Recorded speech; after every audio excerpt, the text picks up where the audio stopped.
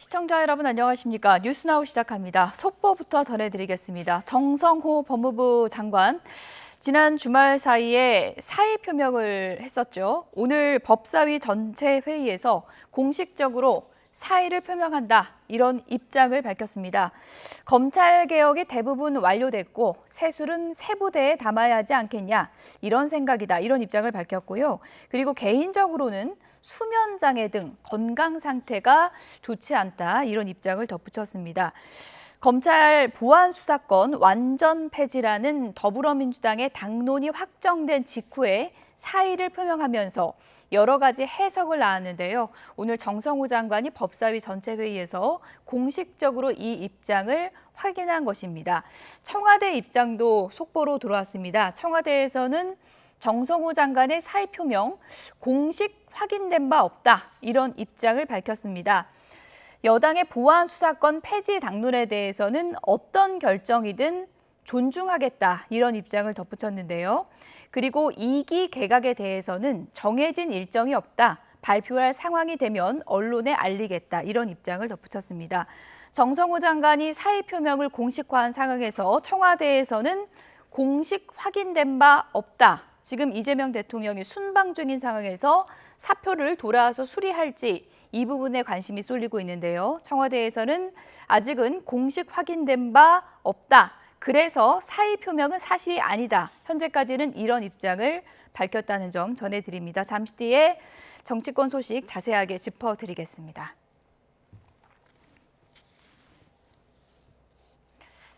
네, 사실상 장마가 끝나고 찜통더위가 기승을 부리고 있습니다. 습도 높은 더위가 밤낮으로 이어지면서 폭염 중대경보 지역도 늘었는데요.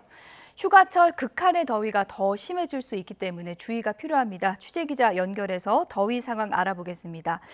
정혜윤 기자, 지금 중대경보 지역이 더 늘었죠? 네, 그렇습니다. 사실상 장마가 끝나고 덥고 습한 찜통 더위 속에 갇혔습니다. 특히 극한의 더위로 인해서 오늘 오전 창원과 진주에도 폭염 중대 경보가 확대했고요.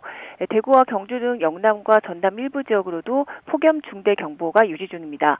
이 지역은 벌써 기온이 35도를 웃돌고 있는데요. 현재 경남 양산 동면 기온이 38도에 육박하는 등 기온이 빠르게 오르고 있습니다. 이 폭염 중대 경보는 폭염주의보와 경보의 상위 단계로 한낮 최고 체감 온도가 38도 이상, 낮 최고 기온이 39도 이상인 날이 하루 이상 지속할 것으로 예상될 때 내려집니다. 특히 극한의 더위가 밤까지 지속하면서 일반인도 생명을 위협할 수 있는 만큼 일반인 역시 한낮에 야외활동을 중지해야 하고 물, 그늘, 휴식의 3대 수칙을 지켜야 합니다. 서울 등 그 밖의 지역도 폭염특보와 열대야특보가 확대했습니다. 현재 서울 중랑구 기온이 33도까지 올랐고요. 한낮에는 최고 체감온도가 34도까지 오를 전망입니다. 밤사이에도 내륙 대부분 최저기온이 25도를 웃돌겠고 체감온도는 30도에 육박하겠습니다. 더위가 연일 더 심해지고 있어서 걱정이 되는데요. 왜 이렇게 밤낮 없이 힘든 더위가 계속되는 걸까요? 네, 우리나라 이 상공으로 뜨거운 고기압이 뒤덮은 데다 대기 하층에서는 다량의 열대 수증기가 유입되고 있기 때문입니다. 특히 대기 하층으로는 북태평양 고기압이, 상층에는 티베트 고기압이 확장하면서 이중 열돔을 만들고 있는데요. 뜨겁고 습한 열기가 빠지지 못하고 축적되면서 이번 주 더위가 점차 더 심해질 가능성이 있습니다. 서울은 내일부터 낮 최고 기온이 35도까지 올라 폭염 경보 수준의 더위가 예상됩니다. 또 지형적인 영향이 더해지는 영남 지방도 극한의 더위가 지속하겠습니다. 이와 함께 오늘도 중부지방은 기습 소나기가 예상되는데 휴가철 산이나 계곡 인근에서는 고립이나 침수 피해에 유의해야 합니다. 지금까지 과학기상부에서 YTN 정혜윤입니다. 이렇게 더위가 심해지다 보니까 한낮에는 밖에 서 있기도 정말 숨이 막힐 지경이죠. 오늘도 전국 곳곳에 폭염특보 발효됐는데요. 정오에 접어들면서 기온은 더 오를 것으로 보입니다. 폭염의 현장 취재기자 연결해서 상황을 좀 알아보도록 하겠습니다. 네, 먼저 차상은 기자, 폭염이 절정인 경남에 나가 있죠? 네, 경남 양산시 물금읍에 나와 있습니다. 시장에 나가 있군요. 나와 있습니다. 네, 조금 전에 기자의 목소리가 좀 들어오지 않았는데 남대문 시장에 나가 있고요. 먼저 경남 양산 상황을 좀 알아보도록 하겠습니다. 차상은 기자, 어제는 낮 최고 기온이 39도가 넘었는데 지금은 어느 정도입니까? 네, 가만히 서 있기만 해도 땀이 비오듯이 쏟아질 정도로 뜨거운 날씨를 보이고 있습니다. 아침 기온이 7시 40분쯤에 이미 30도를 넘어섰고요. 지금은 36도를 지나 꾸준히 오르고 있습니다. 물놀이터는 문이 열리자마자 더위를 식히려는 아이들의 발걸음이 꾸준히 이어지고 있습니다. 물은 시원하지만 해는 뜨겁기만 합니다.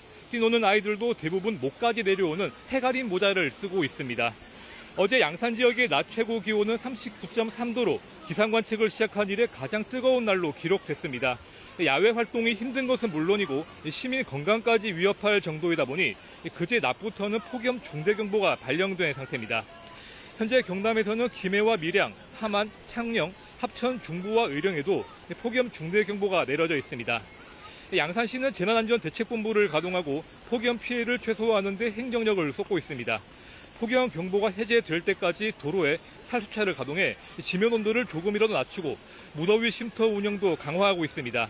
또 홀몸 노인 등 폭염 취약계층의 상황을 수시로 살피고 야외 노동자들의 휴식 상황을 점검하는 등 혹시 모를 인명피해가 없도록 관심을 기울이고 있습니다.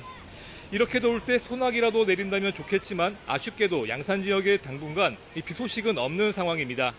이번 주 내내 구름이 별로 없는 맑은 날씨가 이어질 것으로 예보돼 낮 최고 기온이 38도에 육박하는 날이 계속될 전망입니다. 시민들께서는 가능하면 야외 활동을 피하시고 수분을 수시로 충분히 섭취하시기를 바랍니다. 네, 그래도 뭐 물놀이 현장이라 그나마 좀 시원해 보이는데 이번에 남대문 시장 좀 가보겠습니다. 최승훈 기자, 오늘 장보기도 너무 덥죠? 네, 그렇습니다. 아침부터 흐린 날씨가 이어지고 있는데 시장 안은 유독 덥고 습한 날씨입니다. 오늘 오전 11시를 기해 이곳 남대문 시장이 위치한 서울 중구의 온도는 30도에 달합니다. 시장 일부에는 그늘막이 있어 비교적 시원하지만 그늘막이 없는 이곳 농수산물 판매 코너에는 조금만 서 있어도 땀이 줄줄 흐르고 있습니다. 상인들도 손에서 선풍기를 놓지 않고 연신 물을 들이켜보지만 더위는 쉽게 가시지 않는 모습입니다. 손님들 역시 연신 부채질을 하거나 손수건으로 땀을 닦으며 시장을 구경하고 있습니다. 네, 이렇다 보니 뭐 손님도 줄어들 수밖에 없을 텐데 상인들이 걱정이 크겠네요. 네, 그렇습니다. 당장 주말 동안 이어진 이번 무더위에도 상인들은 손님이 크게 줄었다고 말했습니다. 떡볶이나 찐빵 같은 뜨거운 음식을 파는 가게에는 다른 가게보다 손님 발걸음이 더욱 뜸해진 모습입니다. 채소 가게에서도 상추나 부추는 무더위에 쉽게 상하는데 손님 발길마저 줄어 힘들다고 하소연했습니다. 이렇게 폭염이 매출에도 영향을 미치는 가운데 일부 상인들은 더위로 두통이나 어지럼증을 느낄 때도 있다며 어려움을 호소했습니다. 질병관리청은 지난 5월부터 그제까지 집계된 온열 질환자가 1,301명에 달했다고 설명했습니다. 폭염의 매출 감소까지 이중고를 겪는 시장 상인들의 걱정이 깊어지고 있습니다. 요즘 뭐 여름이가 저 성수기인데 올해도 이 시기 더위가 정말 절정인 것 같습니다. 차상은 최승훈 기자 수고했습니다.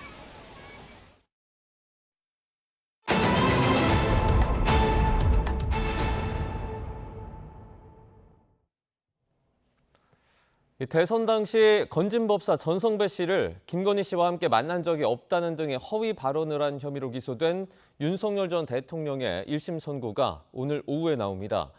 만약에 윤 전 대통령이 100만 원 이상의 벌금형을 선고받고 이게 확정까지 된다면 국민의힘은 선고 비용 397억 원을 물어내야 하는데요.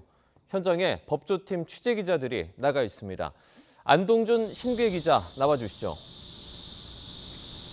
네, 서울중앙지방법원에 나와 있습니다. 오늘 오후 2시에 윤 전 대통령의 공직선거법 위반 혐의 1심 선고가 이뤄집니다. 이 법원은 특검의 녹화 중계와 방송사의 생중계 신청을 모두 허가했는데요. 이에 따라 법원 장비로 촬영된 영상이 방송사에 실시간으로 송출됩니다. 이 YTN에서도 이번 선고 양형 이후부터 주문까지 생중계로 전해드릴 예정입니다. 신 기자, 이 문제 발언이 두 가지 있었는데 먼저 건진법사 관련 발언부터 전해주시죠. 네, 김건희 씨와 함께한 자리에서 건진법사 전성배 씨를 만난 적 없다는 윤 전 대통령의 발언인데요. 우선 함께 들어보겠습니다. 우리 당 관계자분께서 이분이 많이 응원하신다고 해서 인사를 한 적은 있습니다만은 배우자분과 같이 만나신 건 아니에요? 네, 그건 아니고. 네, 당시 한 언론에서 전성배 씨가 윤 전 대통령 부부와의 친분을 바탕으로 선거 캠프에서 고문격으로 활동한다는 보도를 냈었습니다. 이 보도 당일 윤 전 대통령은 불교 리더스 포럼에 참석했는데 행사 이후 진행된 기자들과의 질의응답 시간에 이 보도와 관련한 질문이 이어졌습니다. 윤 전 대통령이 의혹과 관련해 해명하는 과정에서 이 같은 발언이 나온 겁니다. 그런가 하면 윤우진 전 세무서장 관련해서도 문제가 된 발언이 있죠. 네, 그렇습니다. 이 윤우진 전 용산 세무서장에게 이 변호사를 소개해준 적 없다는 발언인데요. 이것도 함께 들어보겠습니다. 그리고 저는 윤우진 그 서장하고 가까운 후배의 친형이기 때문에 제가 알고는 지냈습니다만은 이런 뭐 부적절한 일은 전혀 없었고. 네, 방금 들으신 윤 전 대통령 발언, 이 관훈클럽 토론회 자리에서 있었던 발언인데요. 이 기자들이 패널로 나와 이 후보에게 신상 등과 관련된 질문을 던지고 있었던 상황이었습니다. 이 윤우진 전 세무서장은 이 윤 전 대통령의 검찰 후배인 윤대진 전 검사장의 친형인데요. 이 앞서 윤 전 대통령은 윤우진 전 세무서장에게 이 변호사를 소개해준 사실이 있다는 말을 한 적이 있는데 이게 검찰총장 인사청문회 당시 주요 쟁점이 됐었습니다. 이후 대선 후보가 됐을 무렵 윤우진 전 세무서장의 변호사법 위반 혐의 수사의 속도가 붙었고 이 수사에 대한 견해를 묻는 질문이 토론회에서 나온 겁니다. 이 당시 윤 전 대통령은 윤우진 전 세무서장의 뇌물 수사무마 의혹도 받고 있었는데요. 이 토론회 자리에서 수사에 관여한 사실이 없다는 점과 함께 변호인 관련 내용도 해명하며 이런 답변을 내놨습니다. 신 기자, 이 윤 전 대통령 발언과 관련한 특검의 시각은 어떻습니까? 네, 특검은 윤 전 대통령의 이런 발언에 대해 공직선거법 250조를 적용했습니다. 당선될 목적으로 연설이나 방송 등을 통해 허위 사실을 공표했다는 제목입니다. 우선 건진법사 관련 발언은 윤 전 대통령 부부와 건진법사 사이에 친분이 없었다는 취지의 발언으로 규정했습니다. 그러면서 특검의 수사를 통해 윤 전 대통령 부부와 건진법사가 10년 이상 관계를 이어온 게 드러났고 또 그 건진법사를 처음 소개한 건 다름 아닌 김건희 씨였다고 강조했습니다. 윤우진 전 세무서장 발언 관련해서는 관련자들의 문자 내역 등을 근거로 윤 전 대통령이 변호사를 소개해준 사실이 명확하게 확인된다고 지적했습니다. 그러면서 토론회 무렵에 윤우진 전 세무서장이 구속되면서 이 논란이 다시 수면 위로 떠오르자 적극적으로 허위 사실을 공표한 거라고 주장했습니다. 특검은 윤 전 대통령에게 실형을 구형했죠. 네, 그렇습니다. 특검은 지난달 열린 결심 공판에서 윤 전 대통령에게 징역 2년을 구형했습니다. 이 특검이 구형하면서 가장 먼저 언급한 건 당시 이재명 후보와의 근소한 표차였는데요.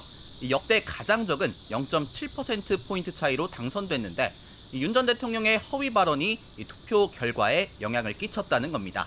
이 허위 발언 이후 각종 의혹들이 잠잠해졌고 이 때문에 유력 대선 후보의 지위를 유지할 수 있었다고 지적했습니다. 신 기자, 이에 대한 윤석열 전 대통령 측의 입장은 어땠습니까? 네, 윤 전 대통령 재판 내내 무죄를 주장했습니다. 건진법사 발언 관련해서는 당시 기자와의 질의응답이 신년 할애회 소개 자리, 그러니까 당 관계자와 인사했던 그 자리에 국한된 것이었다고 지적했습니다.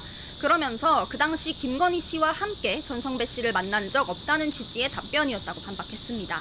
즉 특검의 주장은 문맥을 고려하지 않았다는 겁니다. 윤우진 전 세무서장 관련 발언에 대해서는 해당 변호인을 소개한 게 윤 전 대통령이 아닌 후배 윤대진 전 검사장이었다는 사실이 증언을 통해 드러났다고 설명했습니다. 그러면서 자신이 변호사를 소개해줬다는 과거 언론 인터뷰에서의 발언은 후배 윤대진 전 검사장을 감싸기 위해 일부러 사실과 다르게 말한 거라고 주장했습니다. 이런 가운데 윤 전 대통령에게 당선 무효형이 확정되면 선거 비용을 반환해야 하죠. 네, 그렇습니다. 이 공직선거법 265조의 2에 따르면 이 선거범죄로 당선이 무효가 된 사람은 이 보전받은 선거 비용을 토해내야 합니다. 이 대통령 선거의 경우 후보 소속 정당이 이 반환 책임을 지게 되는데요.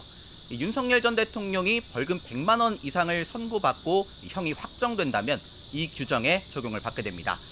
이 국민의힘이 보전받은 선거 비용은 모두 397억 원인데요. 이걸 그대로 물어내야 하는 경우의 수가 생길 수 있다는 겁니다. 이 윤석열 전 대통령의 형량에 따라 이 국민의힘의 재정 상황에도 큰 타격이 될 가능성도 있습니다. 네, 이제 선고까지 2시간 반 정도 남았는데요. 잠시 후 YTN에서 선고 장면 실시간으로 전해드리겠습니다. 상암동 스튜디오 나와주십시오. 광주에서 여고생을 살해한 혐의로 기소된 장윤기의 3차 공판이 열리고 있습니다. 지난 재판에서 장윤기가 성폭행 목적 범행을 인정한 데 이어서 오늘은 피해자 유족 등에 대한 증인 신문이 진행됩니다. 현장에 나가 있는 취재기자 연결합니다. 우선열 기자. 네, 광주지방법원에 나와 있습니다. 네, 강간살인 혐의로 구속된 장윤기 세 번째 재판을 받는데 오늘 재판 어떻게 진행되고 있습니까?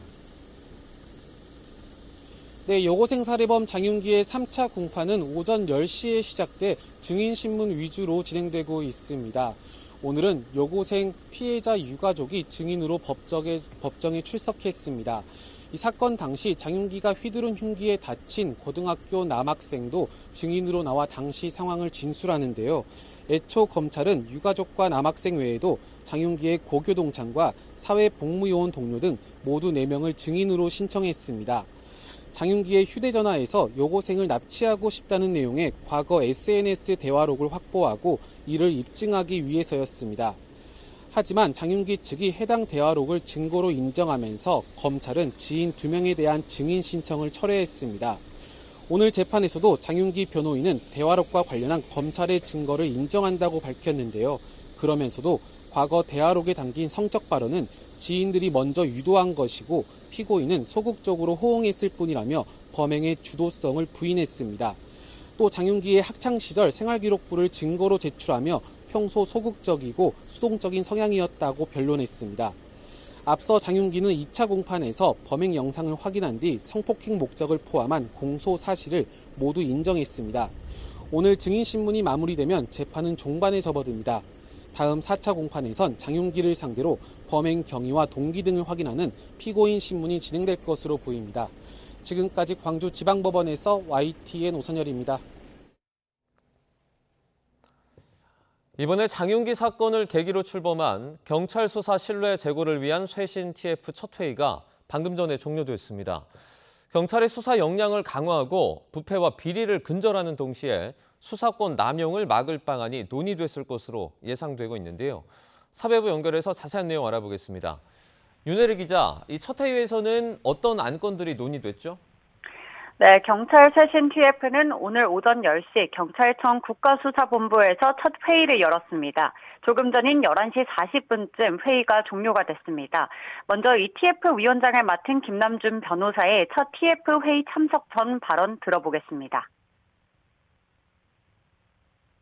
경찰한테 상대적으로 큰 권한이 주어지기 때문에 경찰의 수사에 대한 어떤 통제 방법, 효율성 강화, 그리고 인권 보장 같은 그런 부분에 대해서 주제로 이야기를 할 생각입니다. TF는 법물검찰개혁위원장 출신인 김남준 변호사가 위원장을 맡았고 법조계와 학계 외부위원을 포함해 모두 9명으로 구성됐습니다. 이 경찰의 수사 권한이 확대되는 만큼 앞으로 수사력을 향상하는 방안과 동시에 수사력 남용을 막는 통제 방안이 핵심 안건이 될 것으로 보입니다. 또 제19 감싸기 재발 방지를 위한 경찰관 가족 사건의 전수조사와 지역 유착을 막기 위한 순환근무제 확대 방안도 함께 TF에서 논의될 것으로 예상됩니다. 장윤기 사건으로 경찰의 부실 수사 그리고 제19 감싸기가 논란이 됐는데요. 경찰이 조직 불신을 해소하기 위해서 명운을 걸고 있다고요? 네, 이번 TF는 장윤기 사건을 초동 수사한 광주 광산경찰서 수사팀과 현직 경찰인 장윤기 아버지의 유착 의혹이 불거지면서 구성됐습니다. 이 사건을 계기로 경찰의 수사력과 조직 전반에 대한 국민적 불신이 제기됐고 TF는 이를 해소할 방안을 내놓겠다는 계획입니다. 앞서 유재성 경찰청장 직무대행도 지난 20일 기자간담회에서 뼈를 깎는 심정으로 경찰 수사 전반을 쇄신해 국민 신뢰를 회복할 수 있도록 최선을 다하겠다고 밝혔습니다. 경찰은 국가수사본부장 직속 내부비리 수사대를 신설해 경찰 비위와 부패 행위를 근절하고 경찰 수사 인권 감찰 조사기구를 설치해 늘어난 경찰의 수사권을 통제하겠다는 계획입니다. 이번 TF에서 또 어떤 쇄신안이 나올지 주목되고 있습니다. 지금까지 사회부에서 YTN 윤혜리입니다.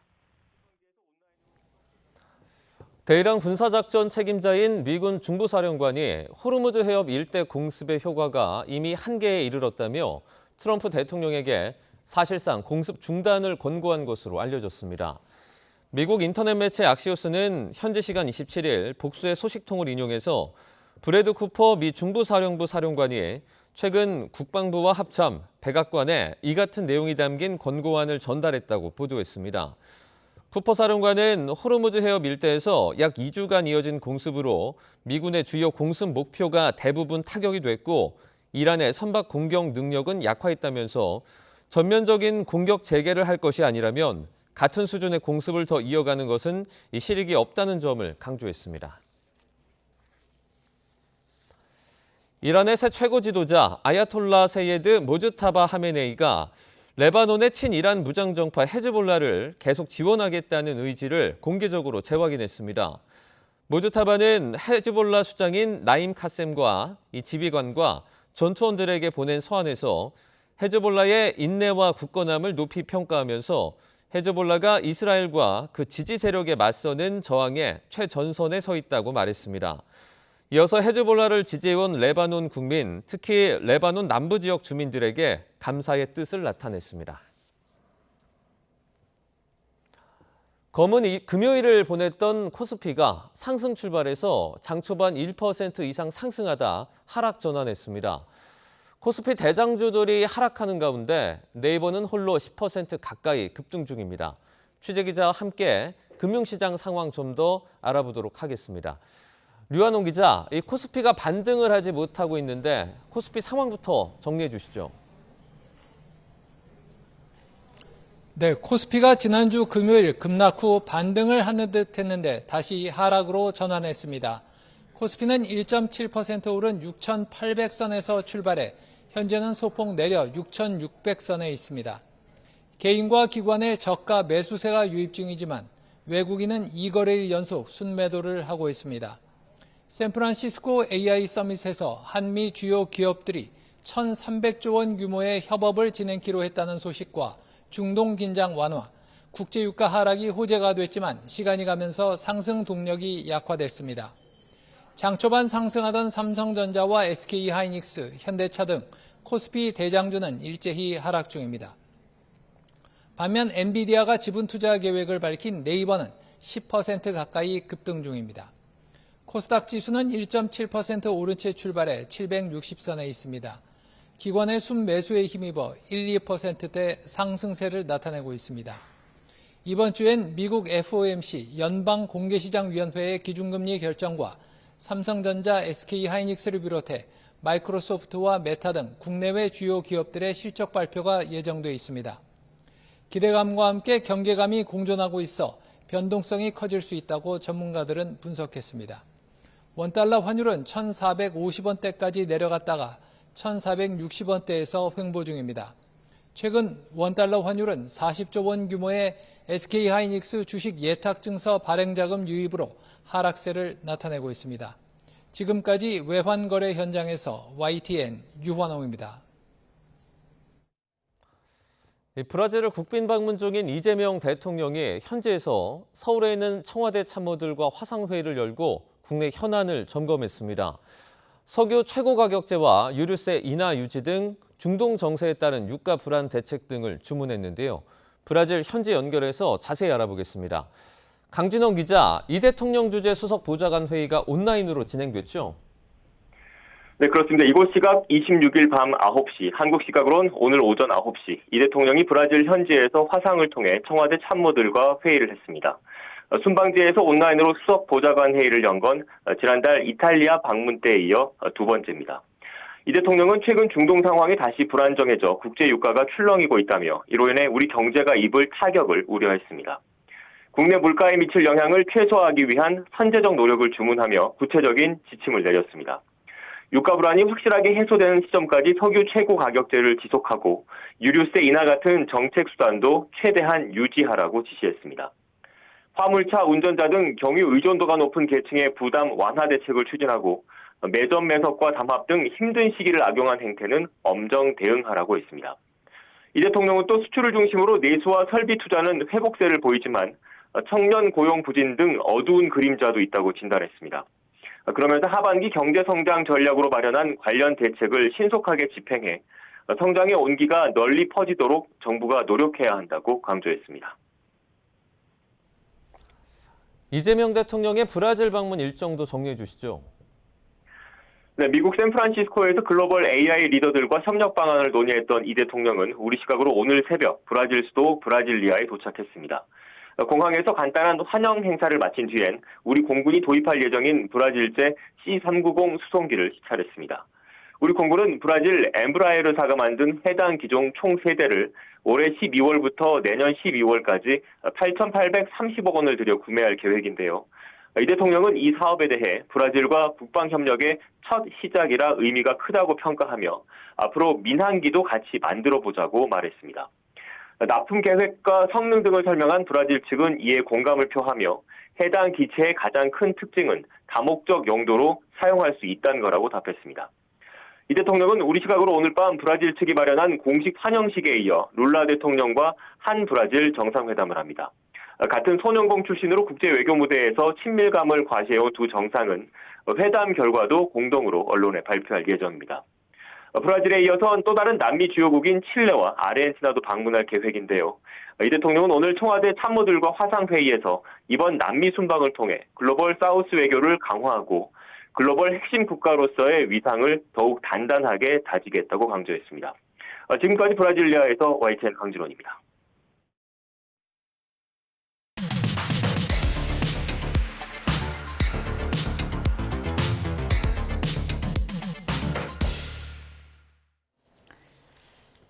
각이 살아있는 정치평론 시사정각 시작하겠습니다. 오늘 월요일에 정치 고수 두 분을 모셨습니다. 네, 김상일 정치평론가 그리고 윤희석 전 국민의힘 대변인 나오셨습니다. 두 분 어서 오세요. 안녕하세요. 네, 친명 좌장의 사의 표명 후폭풍이 거셉니다. 관련 영상부터 보시죠.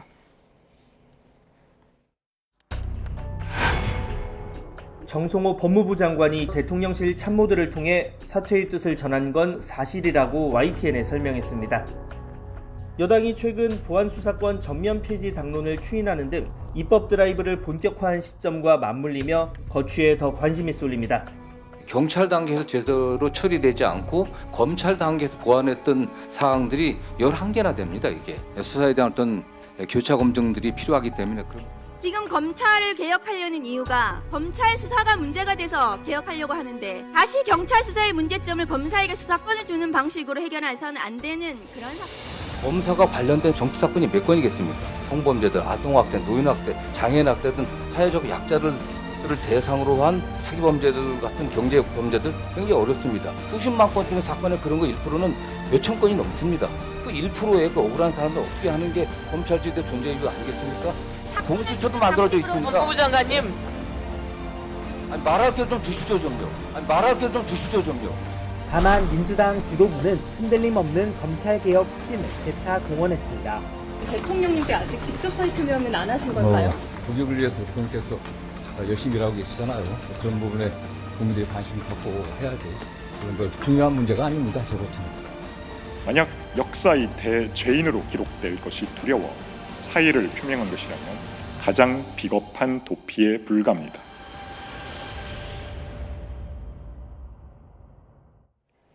네, 친명 좌장 정성호 법무부 장관이 오늘 다시 한번 공식적으로 물러나겠다 사의를 표명했습니다. 김상일 평론가님, 네. 그냥 법무부 장관이 물러나겠다는 게 아니고 친명 좌장의 대통령의 40년직이잖아요. 네. 어떤 의미가 있다고 보십니까?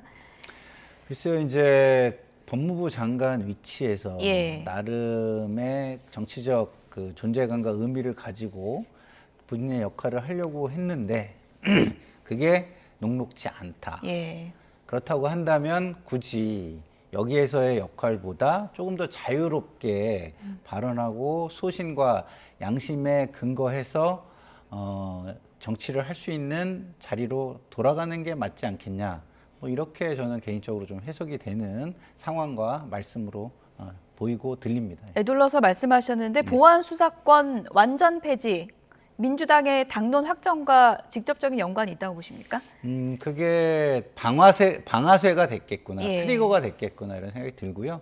그동안의 논의 과정에서 당과 많은 이야기를 했을 것입니다. 그래서 정치 선배로서 그리고 나름 식견과 철학을 가지고 있는 분으로서 얘기를 많이 했을 텐데 그런 부분들이 오히려 충정이 알아지진 않고 예. 어떤 비난으로 돌아오는 상황이 꽤 있지 않았을까. 그런 것들이 굉장히 피로감과 무력감으로 쌓여왔고 이번에 보안수사권 완전 폐지가 이 결단의 방아쇠가 된 거가 아닌가 이런 생각을 합니다. 네, 조금 전에 저희가 영상에서 법사위에서 열변을 토하는 모습도 이제 보여드렸는데 뭐 말할 기회를 달라 단호하게 또 주장도 하고 본인의 입장을 밝히면서 할 일도 일할 의지도 없다 이렇게까지 표현을 했거든요. 어떤 심경일까요? 두 가지로 봐야 되겠죠. 보안수사권 폐지 관련해서 본인이 이건 안 된다고 계속 주장을 했는데 결론은 뭐 본회의 통과가 거의 뭐 확실하지 않습니까?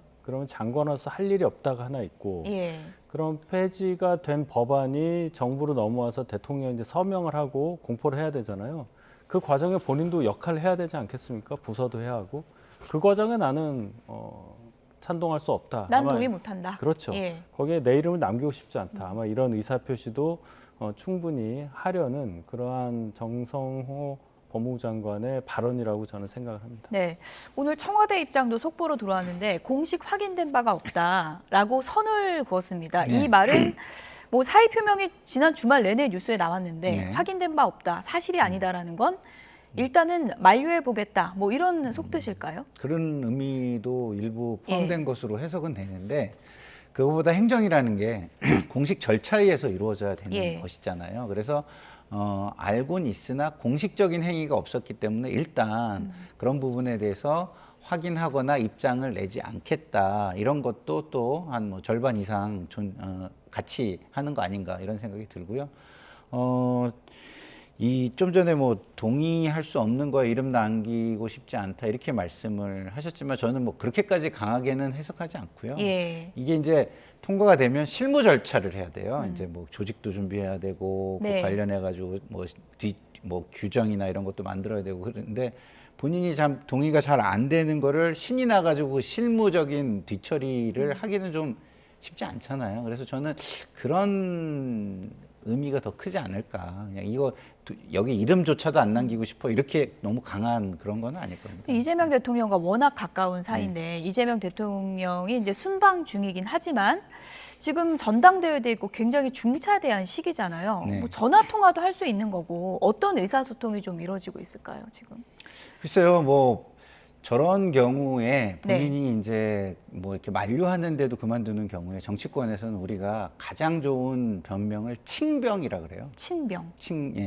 그래가지고 뭐 내가 아픕니다 이러고 그만두는 게 대부분이거든요. 그러니까 붙잡지 못하게. 그렇죠. 그러니까 무슨 이유를 대야 되는데 그런 이유를 대면 그건 이렇게 해줄게 내지 뭐 이렇게 해서 이렇게 해결합시다 이런 식으로 이제 붙잡게 되잖아요. 그러면 이제 가장 좋은 게 정치권에서는 그냥 제가 좀 건강이 안 좋아서요 라고 그만두는 게 가장 일반적이고 가장 대표적인 사례입니다. 그래서 아마 지금 그렇게 하려면 뭐 대통령과 지금 이렇게 뭐 통화를 통해서 사전에 뭐 교감을 하고 그러면 오히려 그러기가 쉽지 않은 상황이 될 수 있기 때문에 아마 돌아오시면 직접 이야기하지 않을까 이런 생각을 합니다. 관측을 합니다. 뭐 그런 맥락인지 아닌지는 모르지만 어쨌든 정성호 장관이 오늘 법사위 전체 회의에서 공개적인 발언을 했고요. 몸이 좋지 않다 그렇게 얘기를 했습니다. 들어보시죠. 뭐 세수는 세부대에 담아야 되지 않겠습니까? 이런 생각을 제가 한 총리가 그 보안수사권 폐지 발표하기 그 전부터 사실은 생각을 해왔고요. 최근에 와서는 제가 뭐 개인적인 얘기인데 지금 건강 상태가 매우 좋지 않습니다. 제가 뭐 수개월 동안 지금 상당히 심각한 좀 수면 장애가 있고 기타 다른 개인적인 문제이기 때문에 말씀드리기는 좀 곤란한데 어떤 그런 측면을 고려해 갖고 뭐 대통령 주변에 계신 분들하고 많이 의논을 해오던 그런 차였습니다. 네, 일단 뭐 수면 장애도 있고 몸도 안 좋고, 근데 뭐 저도 여러 군데에서 들어보니까 진짜로 뭐 치아가 안 좋다 뭐 이런 얘기도 들려오고요. 몸이 진짜 안 좋은 것 같긴 한데 이 정도면 대통령이 더는 붙잡을 수 없지 않을까 뭐 이런 생각도 드네요. 그래도 일이 우선이라 예. 대통령 입장에서는 정성호 장관이 계속 자리를 지켜주셨으면 하는 마음이 클 겁니다.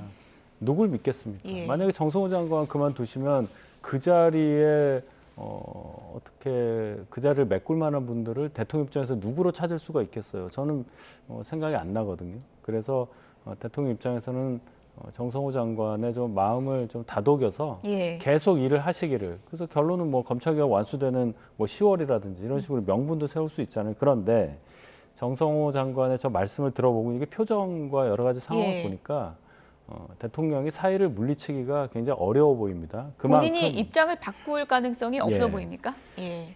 그 정도로 뭐 바꿀 정도 생각했으면 이렇게 사의를 여러 번 표명하거나 또 그 과정에서 저렇게 단호한 본인의 의지를 국회에서 내보이지는 않을 것 같아요. 그래서 결론적으로 이 보안수사권 폐지 문제 이것 때문에 이 당과 또 국회, 뭐 정부 모든 것이 하나의 뭐 큰 소용돌이 안에 휩싸이는 거 아닌가 하는 생각이 듭니다. 새술은 새 부대에 담아야 된다 이 얘기를 했거든요. 예. 그건 어떤 의미란 걸까요? 뭐 제가 아까도 말씀드렸지만 예. 법이 통과되면 조직 인사 예산 뭐 규정 이런 것들을 만들어야 되잖아요. 그래서 뭐 그런 실무적인 일들은 그냥 새로운 사람하고 좀 신나게 하는 게 낫지 않겠냐. 그런 의미가 내포된 것 아닌가. 본인은 사실은 뭐 그것을 신나게 하기에는 예. 뭐 이렇게 좀 마음이 동하지 않은 그런 상황 아니겠습니까? 그래서 그런 의미로 저는 받아들입니다. 네, 국민의힘에서는 당장 여러 가지 정치적인 해석을 내놓고 있습니다. 김재현 국민의힘 최고위원은 이런 해석을 했습니다. 정성호 장관 사의 표명은 이재명 대통령의 공소 취소 추진, 책임을 피하려는 것이다. 이렇게 해석을 했고요. 정점식 원내대표는 이재명 대통령이 강경파 뜻에 동의를 한 건 결국 자신의 공소 취소를 위한 것이다. 이른바 맞교환서를 제기했습니다. 어느 정도 좀 근거가 있다고 보십니까? 왜냐하면 예. 공소 취소 관련해서 대통령의 정확한 반응을 저희가 알 수 없기 때문이에요. 재판을 재임 중에 하지 못하게 한다. 민주당에서 처음에 작년 그걸 추진했다가 청와대에서 대통령을 정쟁에 끌어들이지 마라 이렇게 얘기했잖아요. 그러면은 재판 계속 받는 것이냐는 생각이 들었는데 네. 공소 취소 관련해서는 계속 공소 취소 모임까지 만들고 공소 취소를 위한 이제 특검법안도 통과시키려고 했었던 전례가 있는데 그거는 그럼 정쟁이 아니냐. 거기에 대해서는 반응이 없었다는 얘기죠. 그러면 저희가 해석할 때는 대통령은 그 공소 취소가 제일 중요한 본인의 재임 중에 가장 큰 이슈다 이렇게 생각을 하고 있는 것이고 그렇다면 결론적으로는 보안수사권 폐지에 반대하는 대통령 입장에서도 네. 공소 취소 문제가 너무나 크기에 이거 그냥 눈 감고 넘어가는 거 아니냐. 그렇기 때문에 정성호 장관이 지금 이 상태에서 사의를 표명하는 것은 공소 취소 과정에서 나는 빠지겠다. 이렇게밖에 해석이 안 된다는 그런 말씀으로 이해합니다. 근데 저건 너무 말이 안 되는 게요. 예. 본인들이 무속인도 아니고 어떻게 남의 생각을 단정을 합니까? 그건 말이 안 되고 저 정도 중요한 사안이면 정확한 근거를 가지고 말씀하시는 게 맞다는 말씀을 좀 드리고 싶고요. 저건 뭐 정치 공세이자 저는 뭐 음모론 제기 수준뿐이 지금은 안 된다. 예. 그런 말씀을 드립니다. 사실 대통령께서는 네. 제가 알고 있기로는요. 공소 취소 이거에 대해서 크게 뭐랄까요? 마음이 없어요. 왜냐? 정말 그렇습니까? 예, 예. 왜냐? 그거 해도 네. 남는 건들이 있고 그리고 규정을 바꿔서 하면 정권이 만약에 바뀌거나 이렇게 되면 그 규정을 또 똑같이 바꿀 거 아닙니까? 그게 큰 의미가 없다. 그게 대표적인 게 이명박 전 대통령 케이스예요. BBK 다 없앴지만 다스로 결국 옥고를 치렀잖아요. 그렇기 때문에 그런 생각은 없고 제가 알고 있기로 공소 취소는 예. 제가 다 맞지는 않겠지만 이 자기 정치를 해야 되는 분들이 있어요. 최고위원을 하거나 자기가 이제 강성 지지층을 좀 끌고 가고 싶거나 내 편으로 당겨오고 싶거나. 예. 근데 이게 굉장히 좋은 이슈인 거예요. 그분들한테. 그래서 이 이슈를 활용하는 거고 대통령은 그렇게 이슈를 활용하는데 뭐 이걸 다 막아서면 본인이 그렇게까지 하면 뭐 너무 이렇게 그 사람들에게 또 공간을 너무 이렇게 닫아버리는 거기 때문에 그냥 두고 보는 거 아닌가 이런 생각을 합니다. 오늘 밝힌 청와대 입장에서 이제 여당의 보안수사권 폐지 당론에 어떤 결정이든 이제 국회의 결정을 존중하겠다 이런 입장을 밝혔거든요. 그러면 이재명 대통령이 뭐 거부권을 행사하거나 그럴 가능성은 뭐 전혀 없을까요? 네, 저는 전혀 없다고 생각합니다. 예. 지금 정성호 장관에 대해서 이 문제를 돌파를 안 하고 이 상태에서 좀 도망가는 거 아니냐라는 지적들이 야당 일부에서 나오고 있어요. 예. 그 얘기 중에 하나는 그래도 자리를 지키면서 아직 통과는 안 됐잖아요. 통과돼서 정부에 이송이 됐을 때 그 단계에서 막을 수도 있는 거니까 거기서도 좀 역할을 해달라. 아마 이런 주문으로 생각이 되거든요. 네. 근데 지금 상태에서 정성호 장관이 사의 표명을 했고 또 대통령도 아무 말씀 안 하고 당의 결정을 존중한다 이렇게 나오면 아무리 정성호 장관이 이 직을 유지한 상태에서 강하게 대통령한테 뭔가 건의를 한다고 해서 예. 이 대통령이 본인 출신, 본인이 속해 있는 당, 여당의 어떤 의견을 반대하면서 거부권을 행사한다. 글쎄요, 그렇게 되면 거의 뭐 정계 개편 전초전으로 저는 받아들입니다. 또 전당대회도 지금 있고. 그렇습니다. 예. 어쨌든 근데 이재명 대통령이 보안사건 완전 폐지에는 동의하지 않는 게 다 알려진 사실인데 그럼 민주당이 그냥 넘긴다고 그걸 그대로 받느냐 이 부분에 또 이제 비판적인 시각도 있을 것 같거든요. 뭐 사람들은 각자의 생각이 다 있을 거라고 예. 저는 생각하고요. 그렇지만 대통령께서는 그 모든 것들을 감안해서 본인의 선호가 있지만 예. 수기해달라고까지 일종의 약간 읍소에 가까운 예. 이야기를 당에다가 한 거잖아요. 근데 당이 만약에 대통령의 이 정도의 표현이라면 예. 저는 호흡을 같이 하는 당이라면 본인들이 총대를 메고 그거를 받아주기 위한 노력을 할 거라고 봐요. 근데 김민석 전 총리도 안 받아주지 않았습니까? 그건 이제 전당대회 후보로 나오니까 그러는 거죠. 예? 만약에 대표로 있었으면은 저는 그런 것들을 본인이 먼저 받아 안고서 뭐랄까요? 선봉대 아니 뭐 이렇게 어쨌든 앞서서 이렇게 막아주는 그런 역할을 했을 텐데 그런 게 없었기 때문에 지금 정청래 지도부에 대해서 네. 지금 일부 비판이 있는 이유가 그런 거거든요. 본인이 당원들한테 대통령보다 더 가까이 가기 위해서 내지는 강성 당원들을 본인이 이렇게 차지하기 위해서 대통령의 그런 읍소마저도 그냥 별로 개의치 않는 예. 그런 모습이 아닌가. 강성당원 표심만 보고 있다. 그렇죠. 이렇게 지적을 해주신 건데 정성호 장관 사의 표명이 또 전당대회에 어떤 영향을 미칠지도 이제 관심이 쏠리고 있고요. 민주당 전당대회 지금 열기가 뜨거워지고 있는데 중요한 키워드 중에 하나가 바로 신천지 논란입니다. 관련 얘기 들어보시죠. 솔로몬의 재판에서 친모와 저 다른 엄마가 있었는데 예. 아기를 죽일까 봐 그냥 아기를 포기하는 상태가 있지 않습니까? 마찬가지입니다. 이 전당대회 기간에 제보라고 해서 막 이야기를 해가지고 예. 마치 무슨 뭐 수사를 촉발해가지고 우리 당에 타격을 주는 그런 행위는 또 안 된단 말이에요. 예. 그래서 이게 애매하고 힘든 대목이 있습니다. 문제되긴 했지만 네. 전당대회 기간 중에 이게 커지는 건 원하지 않는다라는 말씀이신 건가요? 그렇죠. 그리고 사실 우리 당원 동지들도 불쾌하고 불편할 수도 있잖아요. 예. 이런 말씀 하실 때는 정말 확실한 근거 가지고 하셔야 되는 것이고 네.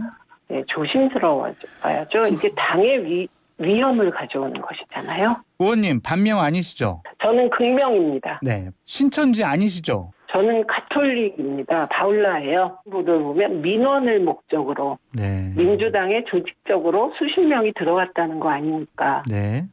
그럼 그럼 빨리 지도부는 합수본에 수사 공개를 요청하시고 명단을 요청하시고 당원권을 박탈하시고 이런 논의에 들어가야 하시지 않겠습니까? 네. 이게 최소한의 지도부의 의무라고 저는 생각합니다.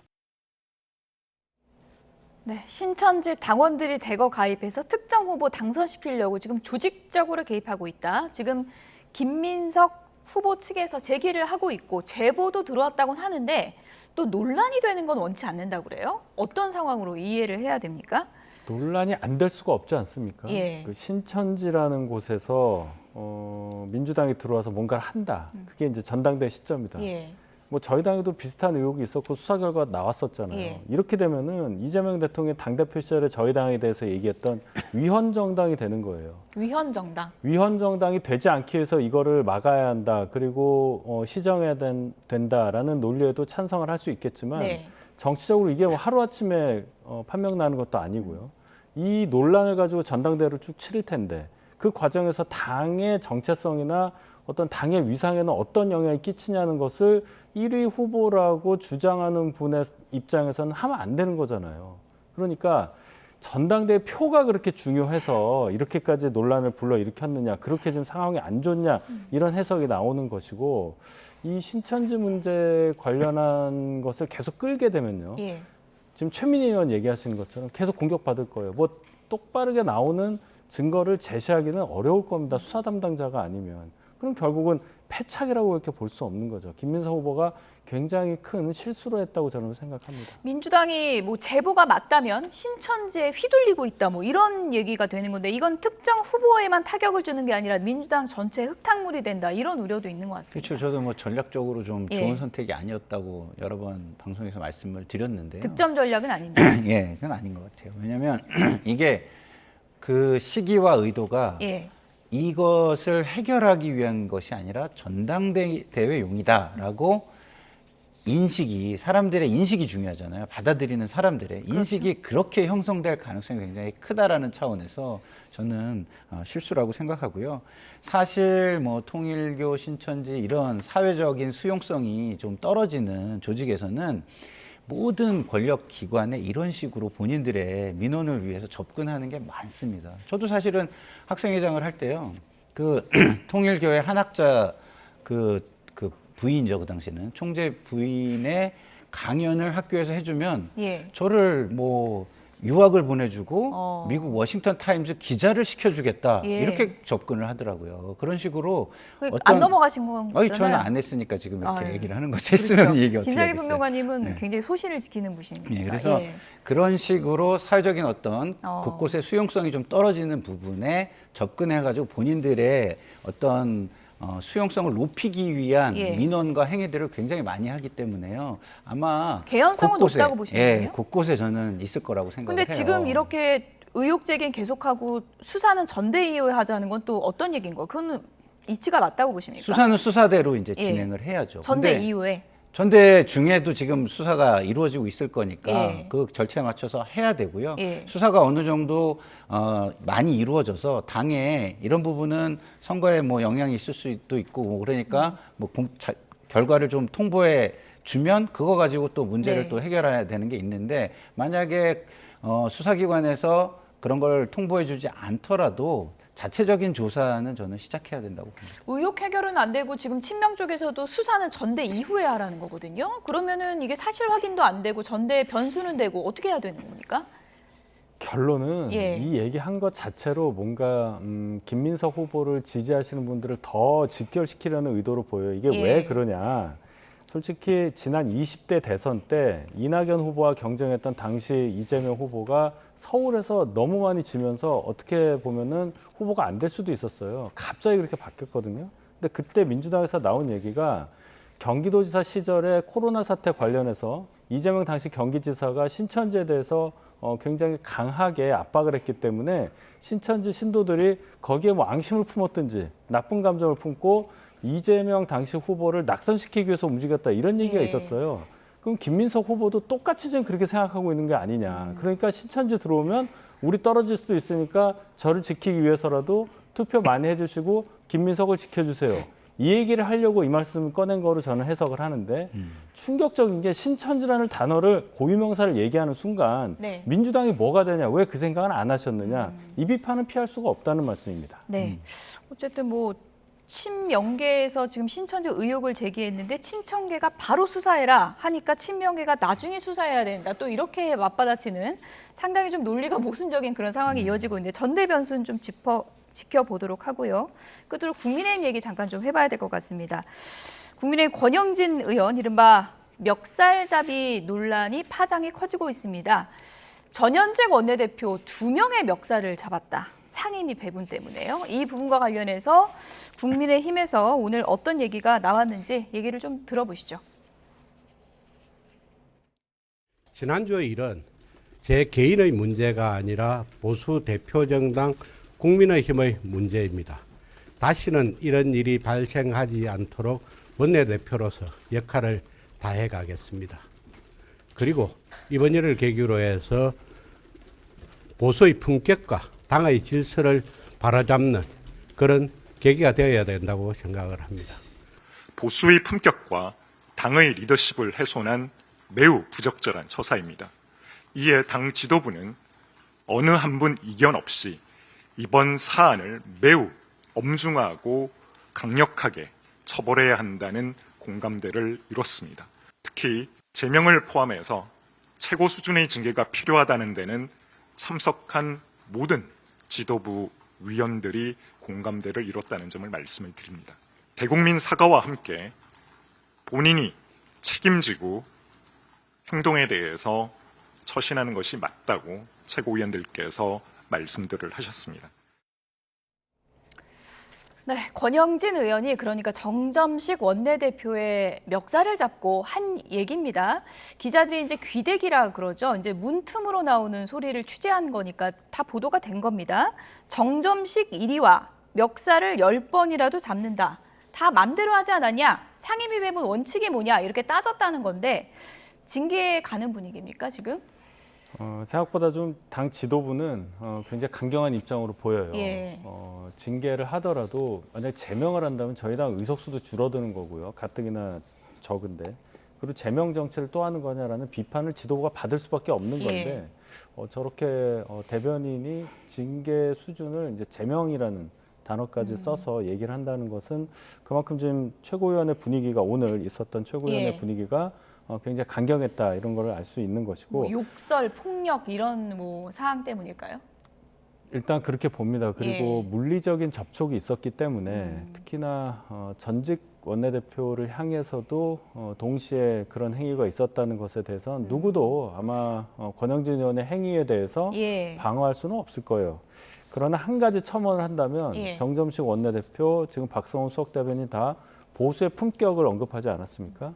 보수의 품격에 대해서 권영진 의원의 행위가 그 기준에 맞지 않다는 것은 다 저희가 동의를 하는데 예를 들어 장도혁 대표가 당에서 당론으로 정한 예를 들어 재선거는 안 된다. 이런 것을 무시하고 장외로 나가서 계속 주장하는 것은 보수의 품격과 맞느냐. 지금 장 대표가 밖에 나가서 뭐 옷을 벗으면서 뭔가를 드러낸다거나 청중들과 굉장히 그 강한 구호를 외치면서 하는 행위들 그것이 이분들이 말하는 보수의 품격과 그런 얼마나 맞느냐 거기에 대해서도 판단할 수 있는 그런 용기와 그런 합리적 판단이 필요하다고 저는 생각합니다. 산자위, 국토위, 정무위 다 했는데 배치 원칙이 뭐냐? 왜 나는 맨날 소외되냐? 이렇게 상임위 배분이 중요한 거냐? 이게 뭐길래 그러냐? 많은 분들은 또 그게 궁금할 것 같아요. 상임위 배분이 굉장히 중요하죠. 왜냐하면 그 상임위마다 굉장히 그 이해 관계가 굉장히 큰 대가 있어요. 그러니까 인기 상임위라는 게 그래서 있는 겁니다. 그래서 민원이 몰리고 이해관계가 큰 상임위들이 인기가 있는데요. 그런 것들을 배분할 수 있는 권한이 원내대표에게 있는 겁니다. 그래서 원내대표가 되려고 하는 거예요. 기준 없이 그냥 원내대표가 알아서 주는 겁니까? 그거는 굉장히 정치적인 고려도 있고 그렇군요. 기준 관례와 기준도 있는데 그렇지만 그것보다 정무적인 판단, 원내대표의 판단이 가장 우선합니다. 왜냐하면 선거를 통해서 당선이 되잖아요. 그 과정에서 선거를 도와준 사람들과의 관계 뭐 등등 뭐 이런 걸 다 고려해서 원내대표 1년이잖아요. 그 1년을 끌고 나가야 되는 진용을 짠다고 생각을 하거든요. 거기도 특히 위원장단과 간사단은 회의를 정책적으로 계속 같이 또 해나가면서 일을 추진해 갑니다. 그렇기 때문에 뭐 이거는 많은 이유가 있겠지만 원내대표의 권한을 그래도 존중해 줬던 것이 국회의 관례다 이렇게 보시는 게 징계 사안이라고 보세요? 뭐 징계의 문제는 제가 볼 때는 국민의 시각 때문에 저는 불가피하다 이렇게 봅니다. 왜냐하면 안 하면 저게 꼭 무슨 조폭들의 구역 다툼 같잖아요. 그렇기 때문에 뭐 저게 알려진 상황에서는 적절한 조치, 국민들이 어느 정도는 그래도 정치권이 뭐 그런 다른 이권 다툼보다는 낫다라는 모습을 보여줄 수밖에 없는 상황이다 이런 생각이 듭니다. 권영진 의원이 사실 뭐 저도 스튜디오에서도 많이 뵀던 분이고 평소에는 저런 이미지가 아니시기 때문에 저도 기사를 보고 좀 놀라기도 했는데 대안과 미래 소속이다 보니까 또 일각에서는 물론 저 행위 자체는 잘못됐지만 본인이 좀 피해의식 같은 게 뿌리 깊게 자리 잡았던 거 아니냐 그런 해석도 있습니다. 예, 당 운영이 정상적이고 리더십이 역할을 계속 하고 있는 상태였다면 설령 상임위 배정 과정에서 좀 불만이 있다 하더라도 저렇게까지 감정의 골이 있지는 않았겠죠. 지금 말씀하신 대로 저희 당이 정상적으로 운영되지 않기 때문에 하나의 사안을 가지고도 정상적일 때와는 다르게 해석할 수가 있다. 그렇기 때문에 이런 안 좋은 결과까지 나오지 않았나 저도 거기에 동의합니다. 네, 어쨌든 뭐 징계 결과는 봐야 될 것 같은데 지금 윤리위 가동도 정상적으로 되고 있지는 않은 것 같아서 결과가 어떻게 될지 보겠습니다. 김상일 정치평론가, 윤희석 전 국민의힘 대변인 두 분이었습니다. 고맙습니다.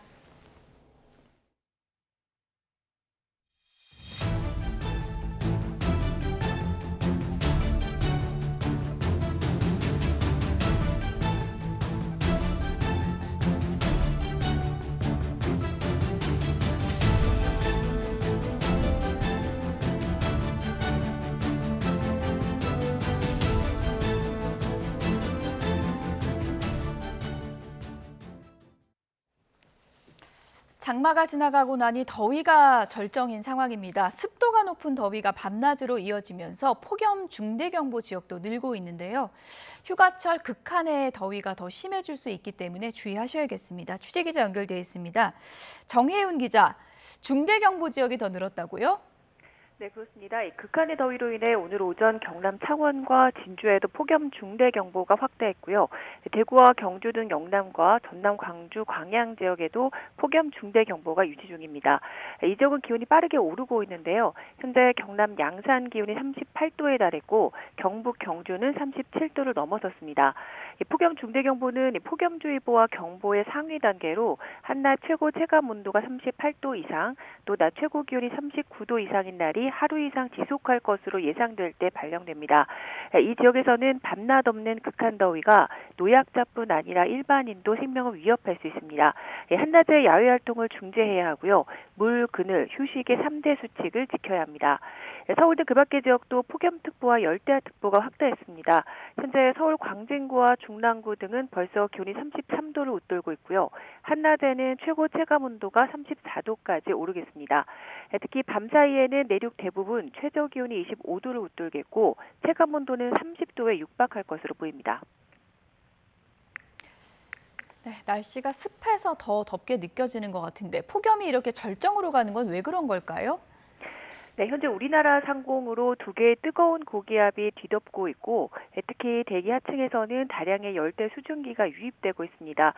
특히 뜨겁고 습한 열기가 빠지지 못하고 축적되고 있어서 이번 주에는 더위가 점점 더 심해질 가능성이 큰데요.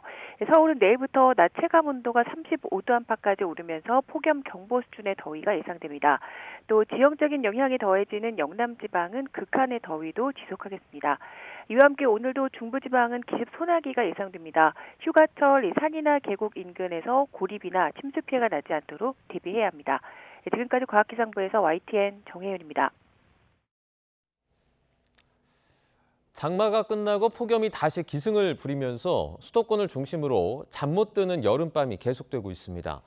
반면에 경남에서는 한때 호우주의보가 내리면서 일대 수십 분간 천둥과 번개가 관측됐습니다. 박정현 기자입니다.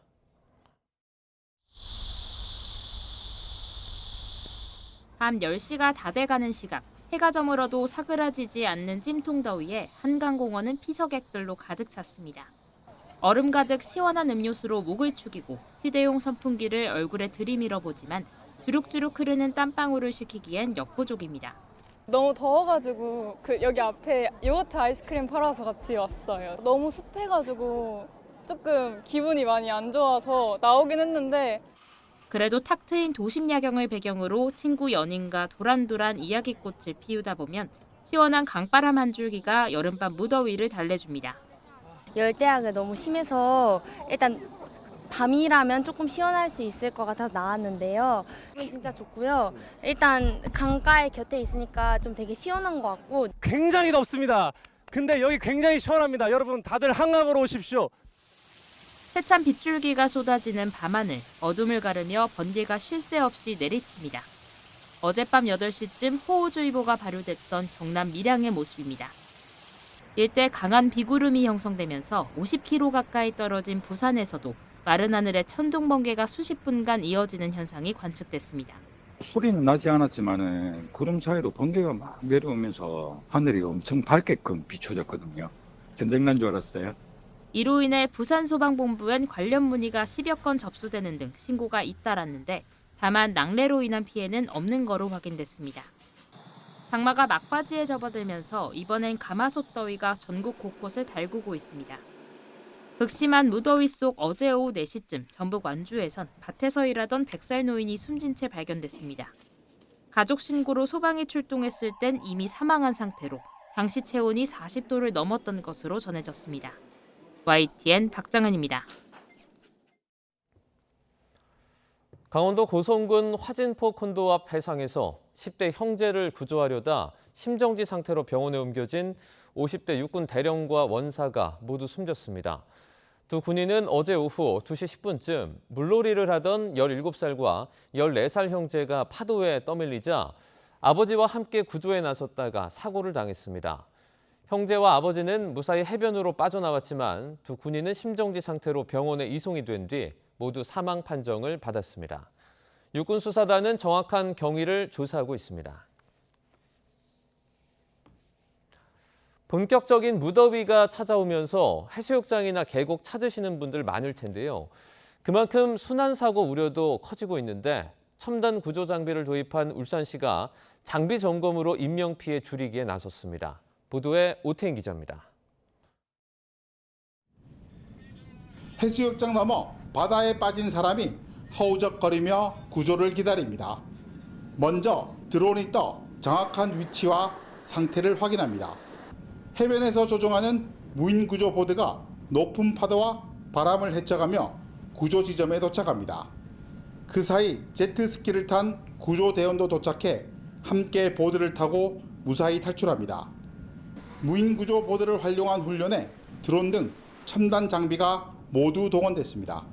테트라포트, 암초, 갯바위 등이 산재되어 있는 위험한 순환 구조 환경에서도 구조 대상자에게 접근이 가능하며 현재 진화해수욕장 119 시민수상구조대의 핵심 구조 장비로 활약 중인 장비입니다. 무더위와 집중호우, 태풍 등 여름철 자연재난이 유난히 기승을 부릴 것으로 예고된 올해 울산시가 재난구조 대응체계를 확인하고 현장 대응 역량을 높이기 위한 점검에 나섰습니다. 소방서를 찾아 무인 잠수정 등 주요 순환 구조 장비 현황을 점검하고 현장 대원들의 힘든 점을 들었습니다.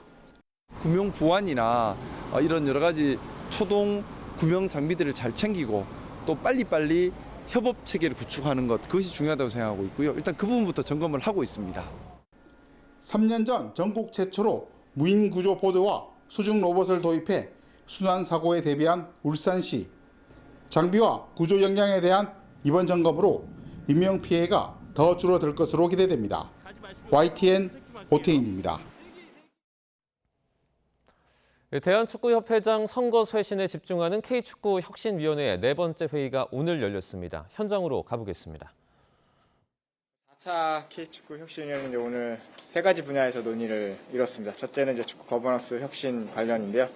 축구협회장 선거인단은 대한체육회장 선거인단 개편안을 기반으로 종목 특성을 반영해 조정하는 방안을 검토했습니다. 즉 체육회 기준에서 프로, 실업, 대학, 승강제 리그 등을 추가해 조정하는 안을 마련하기로 하였고 이 경우 권고하게 될 규모는 1만 명 이상이 될 것으로 예상을 합니다. 아울러 이러한 개편안의 근거 조항이 되는 대한체육회 회원 종목단체 규정 개정안을 논의하고 8월까지 개정 절차를 마무리하기로 했습니다. 둘째, 이제 유소년 선수 육성 방안에 대해서 이야기를 나눴고요. 선수 성장 중심의 철학을 기반으로 선수 등록 패러다임과 대학 리그 시스템을 좀 혁신하고 우수 지도자와 함께 시설 인프라를 확충하고 국제대 참가 지원을 늘려야 한다는 논의가 이루어졌습니다. 마지막으로 이제 전력 강화위의 독립성과 대표팀 감독 선임 절차의 합리성을 높이는 방안에 대한 논의가 이루어졌습니다. 오늘은 협회가 관련 규정과 문제 인식을 좀 공유하는 자리였고 다음 회의 시에 좀 더 구체적으로 논의가 될 것으로 예상을 하고 있습니다.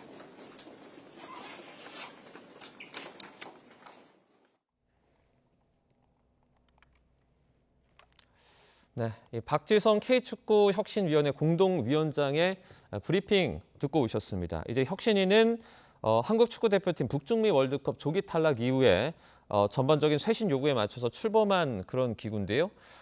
세 가지 방면에서 크게 논의를 했습니다. 먼저 이번에 있을 프로 실업 대학 승강제 조정안을 마련하기로 했다라고 말했고요.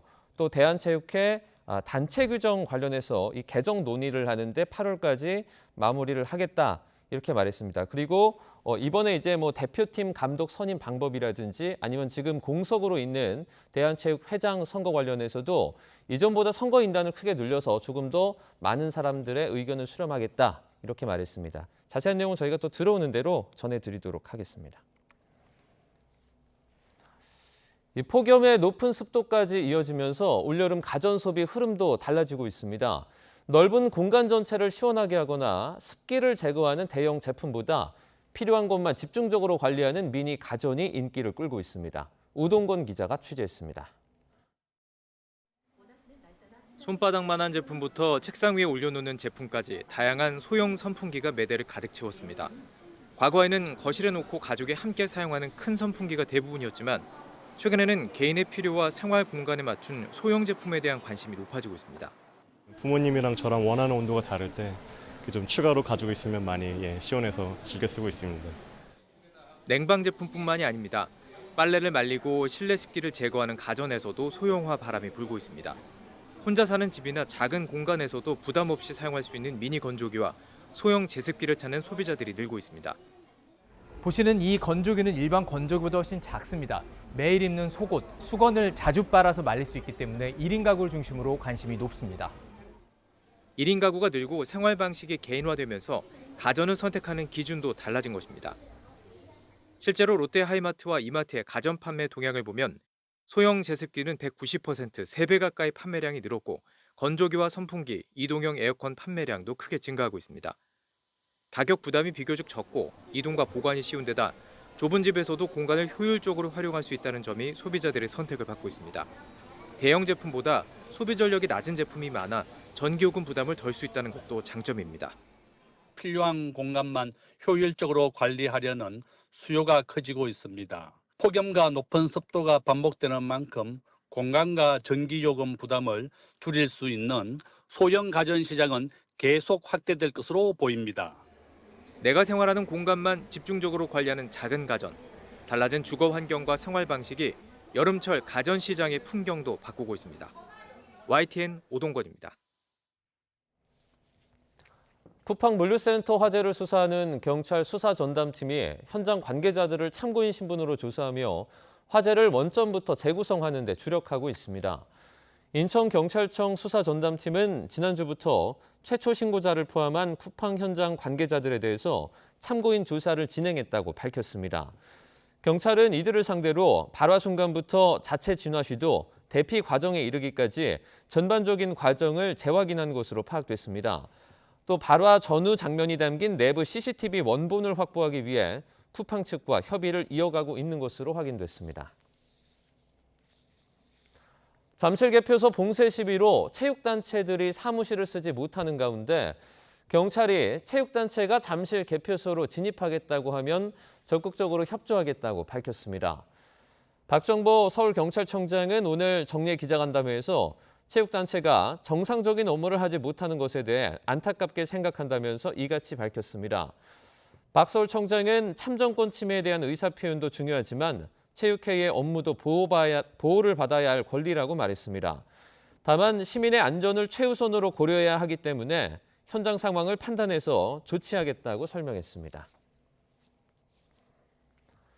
인천국제공항공사는 그제부터 다음 달 10일까지인 여름 휴가철 기간에 377만 명이 인천공항을 이용할 것으로 예상했습니다. 매일 22만 2천 명이 인천공항을 찾을 전망으로 이는 지난해 같은 기간보다 1.9%가량 늘어난 수치입니다. 도착과 출발을 모두 합쳐 이용객이 가장 많이 몰릴 것으로 보이는 날짜는 다음 달 2일로 23만 4천 명이 인천공항을 찾을 전망입니다. 정부가 건강보험료 부과체계 개편을 추진합니다. 초고소득자의 건보료 상한선을 월 150만 원 이상 높이고 26년 동안 묶여있던 보험료 하한선도 현실화하기로 했습니다. 염혜원 기자입니다. 현재 건강보험제도는 월소득이 1억 3천만 원인 사람이나 10억 원인 사람이나 보험료가 같습니다. 상한이 정해져 있기 때문입니다. 건강보험 재정 악화와 맞물려 형평성 논란이 끊이지 않았는데 결국 보건복지부가 부가체계를 손보기로 했습니다. 복지부가 건강보험정책심의위원회에 보고한 자료를 보면 초고소득자의 경우 건보료 상한 기준을 평균 보험료의 30배에서 40배로 올린다는 계획입니다. 지역가입자 상한 역시 평균 보험료의 20배로 올리는 방안을 검토하고 있습니다. 이렇게 되면 본인 부담 최고액이 월 459만 원에서 612만 원으로 늘어납니다. 직장가입자의 0.04%, 지역가입자의 0.02%가 해당해 연간 1,751억 원의 추가 수입이 예상됩니다. 26년째 제자리인 최저보험료의 현실화도 추진됩니다. 최저임금과 연계해 직장가입자의 하한 기준을 월 1,080원에서 22,260원으로 올리는 방안입니다. 다만 취약계층의 부담을 덜기 위해 하한선 인상분은 오는 2029년까지 단계적으로 적용할 방침입니다. 복지부는 건강보험정책심의위원회 심의와 법령 개정이 필요한 사항이라며 공정성과 국민 부담 등을 종합적으로 고려해 추진하겠다고 밝혔습니다. YTN 염혜원입니다. 월급 이외에 이자나 배당, 건물 임대 소득 등이 있는 직장인의 건강보험료 추가 부담 기준이 엄격해질 것으로 보입니다. 월급의 소득에서 빼주는 공제 금액이 현행 2천만 원에서 1,000만 원으로 줄어들어 부수입을 얻는 직장 가입자의 건보료 부담이 늘어날 전망입니다. 소득월액 보험료를 추가로 내거나 부담이 늘어날 수 있는 대상자는 직장 가입자 178만 명으로 전체 직장 가입자의 8.9% 수준입니다. 일본 다카마스에서 인천공항으로 향하려던 진에어 여객기가 6시간 20분 동안 지연되면서 승객들이 큰 불편을 겪었습니다. 외부 전력 공급 장비에 문제가 있었던 상황인데 승객들은 에어컨도 나오지 않는 기내에서 오랜 시간 대기를 해야 했다며 불편을 호소했습니다. 취재기자 연결해 알아보겠습니다. 송수영 기자, 비행기가 원래 언제 출발했어야 했던 거죠? 네, 일본 다카마스에서 인천으로 향하는 진에어 여객기는 어제 오후 5시 25분 출발 예정이었습니다. 그런데 출발 시각이 한참 지난 저녁 7시쯤 기내에서 대기하던 승객 180여 명은 비행기에서 내려야 했습니다. 외부에서 전력을 공급하는 장비에 이상이 생겨 출발이 지연됐다는 게 항공사 측 설명입니다. 이후 승객들은 다시 기체에 탑승했지만 공기압 시스템 경고등이 켜지면서 승객들은 또다시 내려서 기다려야 했습니다. 결국 여객기는 6시간 20분 만인 어젯밤 11시 35분에야 이륙한 것으로 파악됐습니다. 네, 승객들의 불편이 컸을 것 같은데 피해 상황은 어떻습니까? 네, 비행기가 제때 출발하지 않은 이유는 전력 공급 장비 문제 때문이었습니다.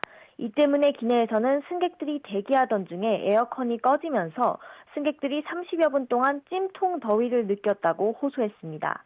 당시 여객기에 탔던 승객은 YTN에 기내에서 대기하는 동안 땀을 너무 많이 흘려 어지러웠다며 당시 상황을 설명했습니다. 또 일부 승객은 더위를 호소하며 쓰러지기도 했는데 의무실이 없어 기진맥진한 채 휠체어에만 타고 있었다고 전했습니다.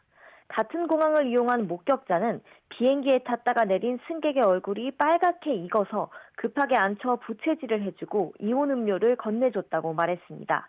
항공사 측은 일부 승객에게는 오늘 오전 10시 반쯤 출발하는 대체 항공편을 안내하고 해당 탑승객들이 머물 수 있는 숙소를 제공했다고 밝혔습니다. 지금까지 사회부에서 전해드렸습니다. 보안수사권 완전 폐지를 당론 채택한 더불어민주당이 오는 30일 본회의 통과를 목표로 속도전에 돌입했습니다. 정성호 법무부 장관은 새술은 새 부대에 담아야 한다며 사실상 공개적으로 물러나겠다는 뜻을 밝혔습니다. 국회 연결합니다. 김철희 기자. 네, 국회입니다. 네, 오늘 법사위 전체 회의가 열렸는데 형사소송법 개정안까지 이제 통과가 되는 건가요? 네, 속전속결 처리가 목표긴 하지만 오늘은 아닐 것으로 전망됩니다. 관련 개정안은 아직 소위 단계도 넘어서지 못했습니다. 우선 오늘 회의는 국민의힘 간사와 1소위 위원 선임으로 개문 발차했는데요. 오후에도 곧바로 1소위가 연이어 열리는데 여당 법사위 관계자는 형소법 개정 논의는 내일쯤 이뤄질 것으로 보인다고 귀뜸했습니다. 다만 보안수사권 전면 폐지가 초읽기에 들어간 것은 사실입니다. 서영교 법사위원장은 아침 유튜브 방송에 나와 오는 수요일 법사위 전체회의에서 법을 통과시키겠다고 약속했습니다. 또 한병도 원내대표까지 아침 회의에서 이번 주 내 본회의 통과를 공언했습니다. 다만 여당 내 우려는 여전합니다. 특히 정성호 법무부 장관이 청와대에 사의를 밝혔다는 보도가 논란이 되기도 했는데요. 조금 전 정 장관이 건강 문제 등을 언급하며 거취 관련 입장을 더 명확하게 내놨습니다. 들어보겠습니다. 검찰 개혁이 대부분 완료됐기 때문에 저 개인적인 생각으로는 이제는 뭐 세수는 세부대에 담아되지 않겠습니까? 이런. 다만 청와대는 정 장관 사의 표명과 관련해 공식적으로 확인된 바가 없다고 밝혔고 따라서 사의 표명은 사실이 아니라고 선을 그었습니다. 국민의힘에서도 반발이 계속되고 있습니다. 정점식 원내대표는 이재명 대통령이 여당 강경파 뜻에 동의하고 나선 건 결국 자신의 공소 취소를 위한 거라며 맞교환설을 제기하기도 했습니다. 중앙선거관리위원회를 수사할 특검 도입도 쟁점인데 언제쯤 결론이 나올까요? 여야 할 것 없이 선관위 개혁을 외치며 각자 특검 법안을 제출했고 오늘 법사위 소위가 이 법안들을 집중적으로 논의할 예정입니다. 전체 회의에서 양당이 제출한 특검법이 나란히 상정되고 나면 오후 소위에서 세부 내용을 다듬겠다는 구상입니다. 여권은 형소법 개정안과 더불어 특검법도 오는 30일 처리하겠다는 계획인데 여야 의견이 만만찮아 협상 난항도 예상됩니다. 이런 가운데 중앙선관위는 오늘 오후 6.3 지방선거 선거 소청 사건에 대한 첫 심의에도 착수하는데요. 장동혁 대표가 직접 참석해 구두변론에 나서겠다고 밝혔는데 민주당에선 무책임한 장외 선동을 중단하고 국회 일정에나 협조하라고 쏘아붙였습니다. 국민의힘에서는 상임위 배분에 항의하면서 정점식 원내대표 멱살을 잡았죠. 권영진 의원의 징계 문제도 관심사죠. 네, 시간 순으로 짚어보겠습니다. 우선 아침 일찍 정점식 원내대표가 멱살잡이 소동을 언급하며 보수의 품격과 당의 질서를 바로잡는 계기가 돼야 한다고 포문을 열었습니다. 개인의 문제가 아니라 보수 대표 정당인 국민의힘의 문제라고도 했는데 곧장 최고위가 권 의원에게 자진 탈당을 권유하기로 의견을 모았습니다. 만약 불응하면 제명을 포함한 최고 수준 징계가 필요하다는데도 공감대가 형성된 분위기입니다. 이후 권 의원이 곧장 원내대표실을 찾아 정 원내대표에게 직접 사과했습니다. 권영진 의원 목소리 들어보시죠. 사과드릴 것 대표님께서도 또 제 사과를 흔쾌히 받아주셨고 탈당은 생각하고 하지 않으실까요? 자, 이 정도 하겠습니다. 이에 대해 정 원내대표 역시 사과를 수용한다고 밝혔는데 우선 목요일 의원총회를 열어 관련 논의를 이어가겠다고 덧붙였습니다. 지금까지 국회에서 전해드렸습니다.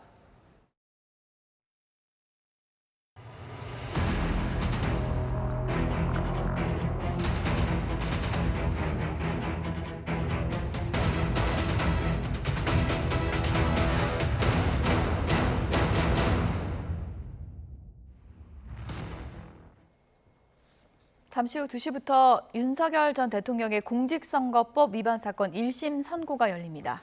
또 오전 10시부터 광주 여고생 살해범 장윤기의 3차 공판이 진행되고 있는데요.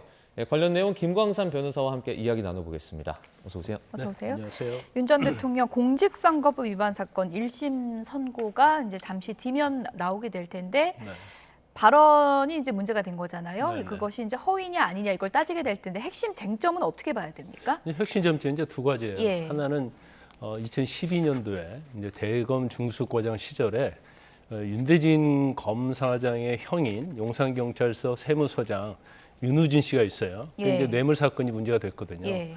그래가지고 그 뇌물 사건에 이제 변호사를 과연 누가 소개시켜 줬느냐? 소개시켜 준 것이 바로 윤 전 대통령.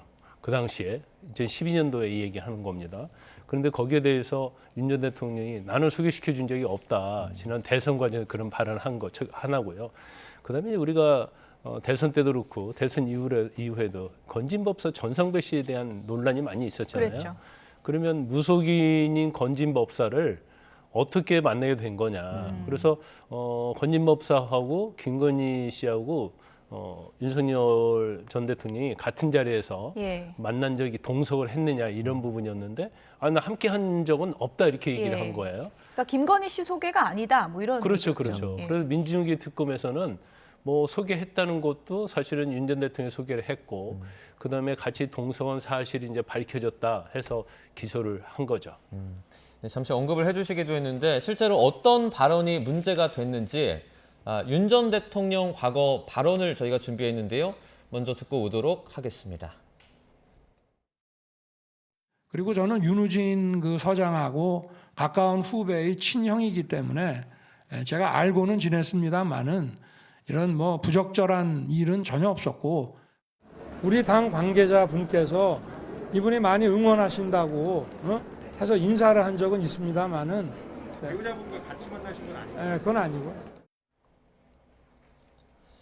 네, 저희가 발언을 실제로 직접 듣고 왔는데 구체적으로 좀 어떤 발언들이 어떤 혐의를 좀 받게 됐는지 설명을 좀 해주시죠. 근데 첫 번째가 과연 변호사를 이제 소개했느냐 문제예요. 예. 그런데 사실 윤우진 전 서장의 변호사 이모 변호사인데 이모 변호사가 이제 전에 윤 전 대통령의 소개를 받아가지고 선임을 한 것이다. 이제 그런 취지 얘기한 게 있고 또 문자 메시지를 보낸 게 있어요. 예. 그리고 그거에 의하면 결과적으로 윤 전 대통령이 소개한 게 아니냐 이제 이런 건데 윤 전 대통령 측에서 이제 그런 얘기를 하고 있죠.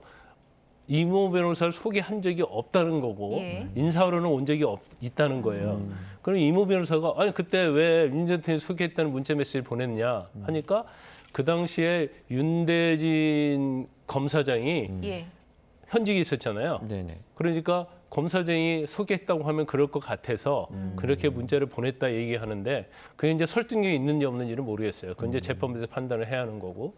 이제 두 번째는 이 김건희 씨와 관련된 부분인데 예. 뭐 우리가 아시다시피 김건희 씨와 전성백 씨와는 말격한 사이고 같이 여러 가지 뭐 텔레그램이랄지 그다음에 그냥 명품백 뭐 이와 관련된 내용이 많이 있잖아요. 통일교와 관련된 거. 그래서 같이 만난 적은 없다는 발언 자체를 뭐 그 당시에 경황이 없어서 예. 윤석열 전 대통령은 말하다 보니까 그렇게 됐다는 거고 그다음에 전성백 씨는 만난 적이 있는데 그 자리에 김건희 씨는 없었다. 그러니까 동석하지 않았다는 거예요. 그래서 이 공소사실 내용 자체를 틀리다고 이렇게 주장을 하고 있는데 제가 볼 때는 이제 두 가지 중에서 예. 뭐 지금 변호사를 소개한 것은 2012년도의 일로 알고 있어요.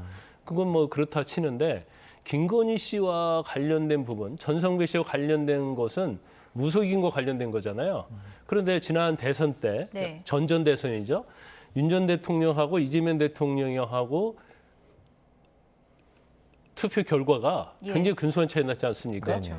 그러면 만약에 오늘 선거에서 무속인인 전성배 씨를 만난 적이 없다고 했던 얘기가 거짓말이라고 한다면 예. 김건희 씨 소개로 만난 적이 같이 동석하지 않았다는 것이 거짓말이면 이건 선거에 영향을 상당히 미쳤다고 볼 수도 있는 여지가 있는 것이죠. 아슬아슬한 표차였는데 그렇죠.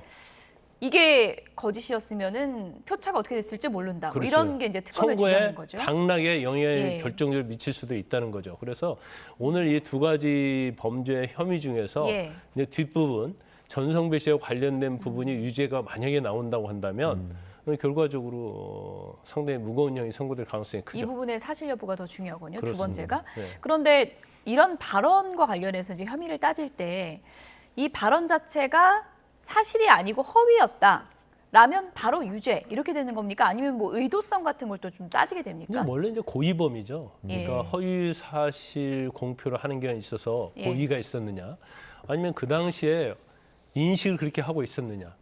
뭐 예를 들어 동석을 하지 않았다. 그러면 동석했는지 안 했는지 기억이 안 날 수도 있죠. 그래서 그 당시의 기준, 그러니까 발언 당시에 어떤 인식을 하고 있었느냐가 중요하고, 그럼 인식을 하고 있었음에도 불구하고 허위 사실을 공표하면 예. 그건 고의성이 있는 거죠. 그렇죠. 그래서 엄격히 따지면 이제 고의성이 있어야만이 처벌을 받죠. 그러니까 뭐 속인 거냐, 그렇죠. 기억의 착오인 그렇죠. 거냐 이걸 보는 건데 이제 근데 속였을 때 문제는 일반적으로 기억의 착오라고 하려면 예. 특별한 사정이 좀 있어야 돼요. 그렇죠.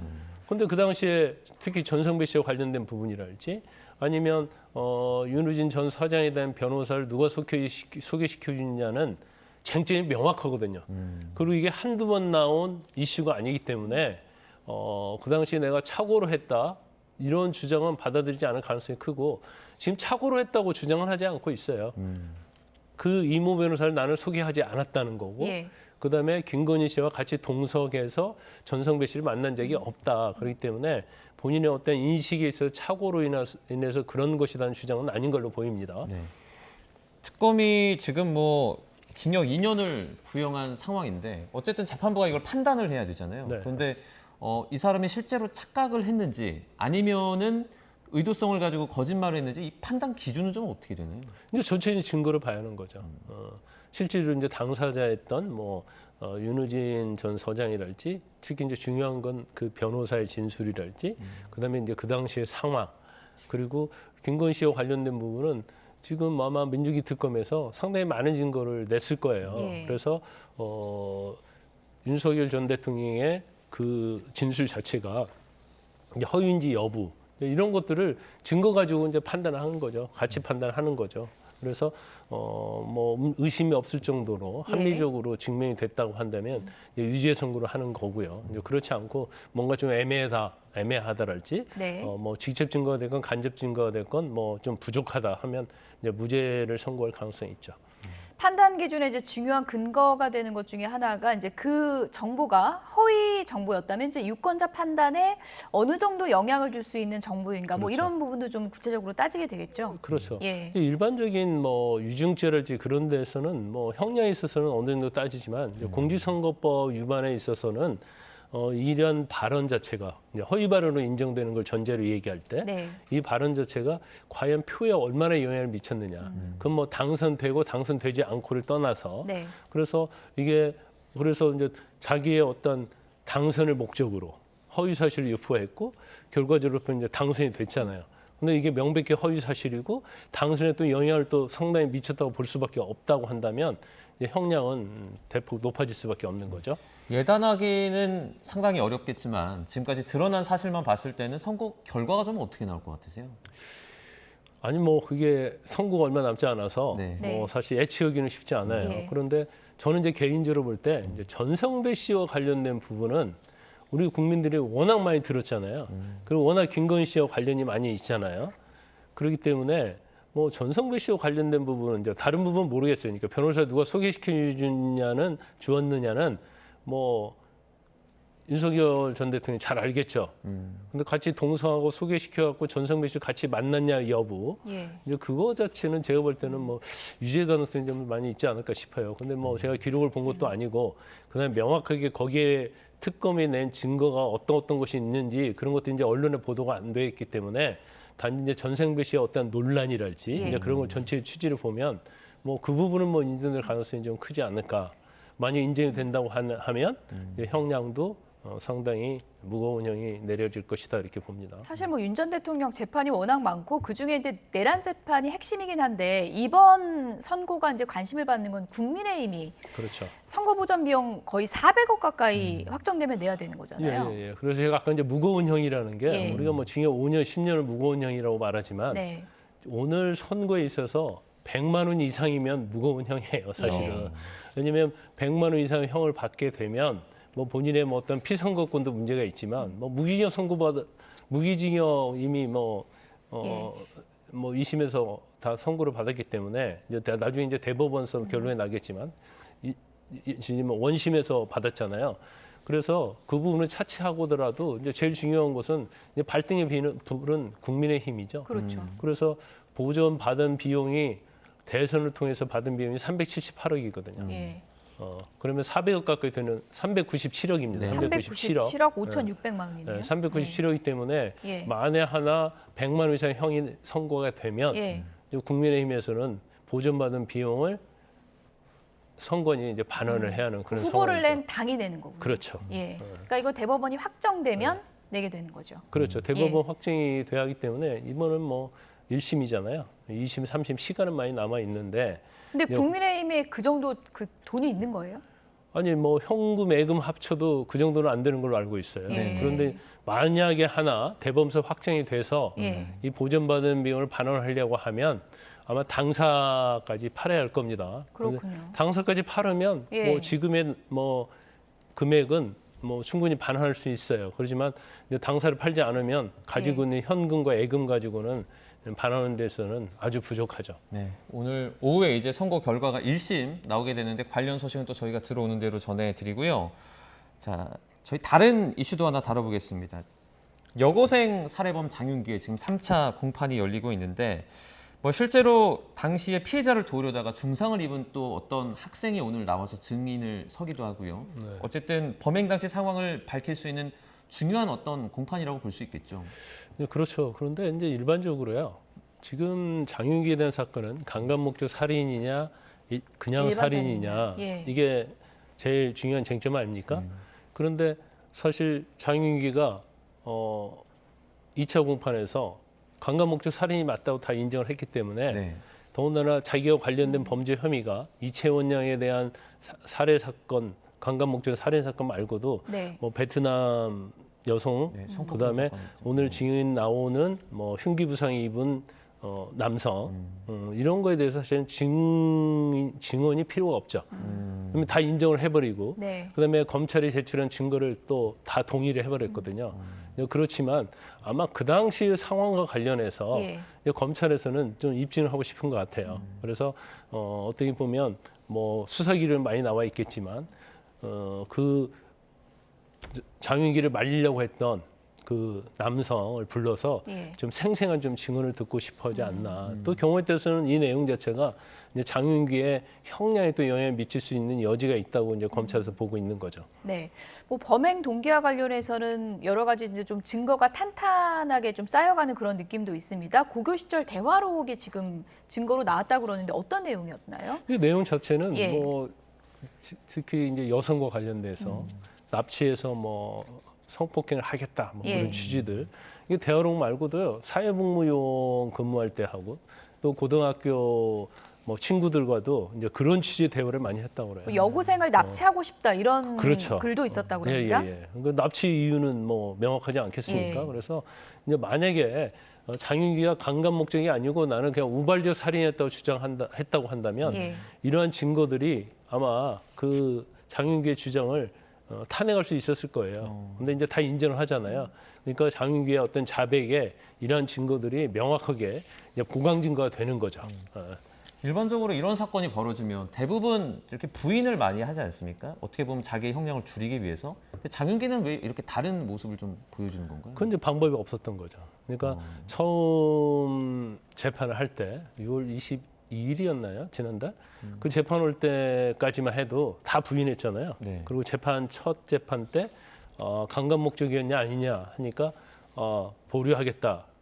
그래가지고 2차 공판 때 다 인정을 했거든요.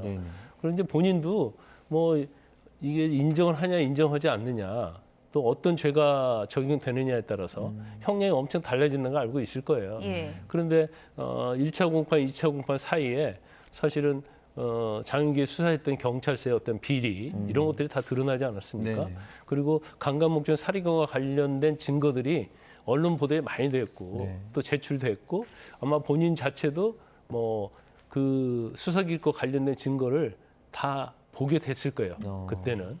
그러니까 이건 내가 단순한 우발적 살인이라고 주장해봤자 아무런 필요가 없겠구나. 그러니까 차라리 자백하고 뭐 형량에 있어서 어떤 감경을 좀 바라야겠다. 이런 뭐 전략적인 또 의도가 숨어 있을 수 있겠죠. 네, 지금 뭐 재판은 재판대로 진행되는 거고 또 한 가지 이제 중요한 축이 부실 수사 의혹 어떻게 되는 건지 이거 파헤쳐야 되는 거잖아요. 전 광추경찰청 형사과장 소환 조사했다고 하던데 어떤 부분을 좀 묻게 되는 겁니까? 이 형사과장은 뭐 참고인 신분으로 소환 조사를 한 겁니다. 이건 이제 국수본에서 국가수사본부에서 왜 장윤기에 대해서 그 당시에는 장윤기가 이제 살인죄이지 않았습니까? 근데 그 전에 범죄가 베트남 20대 여성에 대한 스토킹과 살인 미수였어요. 네. 성폭행하고. 네네. 그렇기 때문에 이 사건 자체를 분리해서 수사하라 이랬다는 겁니다.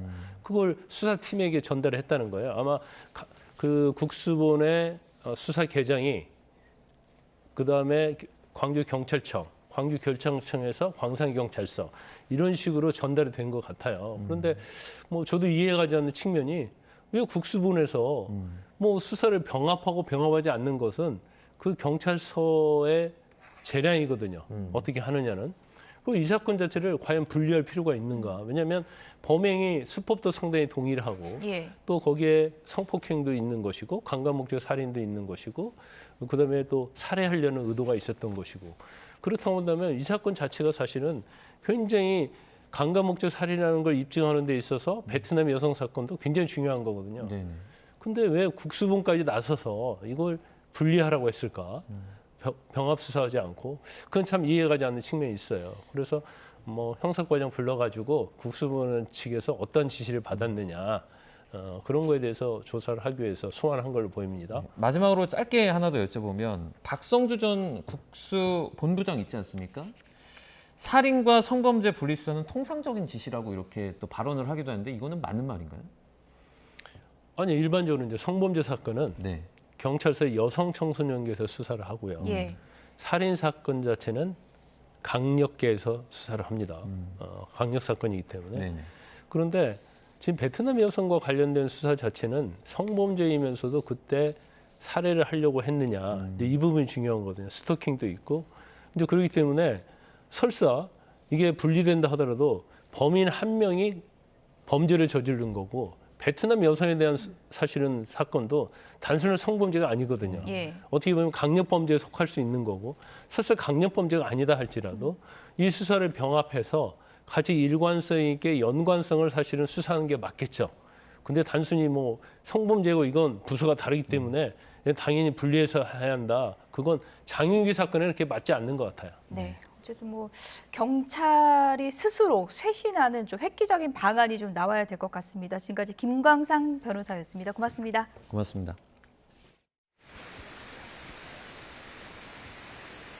숨이 턱턱 막히는 폭염이 영남 지역을 중심으로 갈수록 심해지고 있습니다. 현재 서울 기온은 31도를 넘었고요. 폭염 중대경보가 내려진 경남 양산은 38도에 달했고 창원과 경주는 37도를 넘어서는 등 극한 더위가 나타나고 있습니다. 강원 산간을 제외한 전국 대부분 지역에 폭염특보가 발효 중인 가운데 특히 영남 곳곳과 전남 광양에는 폭염특보 최상위 단계인 폭염 중대경보가 나흘째 유지되고 있습니다. 오늘 오전에는 경남 창원과 진주까지 중대경보가 확대했습니다. 앞으로 낮 기온이 더 올라 영남 지역에는 40도에 육박하는 가마솥 더위가 나타나겠습니다. 서울도 33도가 예상됩니다. 무더위 속에 대기가 불안정해지며 중부지방과 경북 북부에는 요란한 소나기가 지나겠습니다. 비의 양은 5에서 60mm에 이르겠고요. 중북부 일부 지역에는 벼락과 돌풍을 동반한 시간당 30mm 안팎의 강한 호우가 쏟아질 수 있습니다. 소나기가 내리더라도 더위를 식히지는 못하겠습니다. 당분간 뚜렷한 비 소식 없이 폭염의 기세는 더 강해질 전망입니다. 밤더위도 강해지면서 연일 서울을 포함한 전국 대부분 지역에서 열대야가 나타나고 있습니다. 온열 질환에 걸리기 쉽고 또 피로가 쌓이기 쉬운 때인 만큼 수분 섭취를 틈틈이 해주시고 또 건강관리에 유의해야겠습니다. 지금까지 홍제천에서 YTN 맹희정입니다. 네, 무더위에 건강 잘 챙기시기 바랍니다. 뉴스다운 마치겠습니다. 시청해주신 여러분 고맙습니다.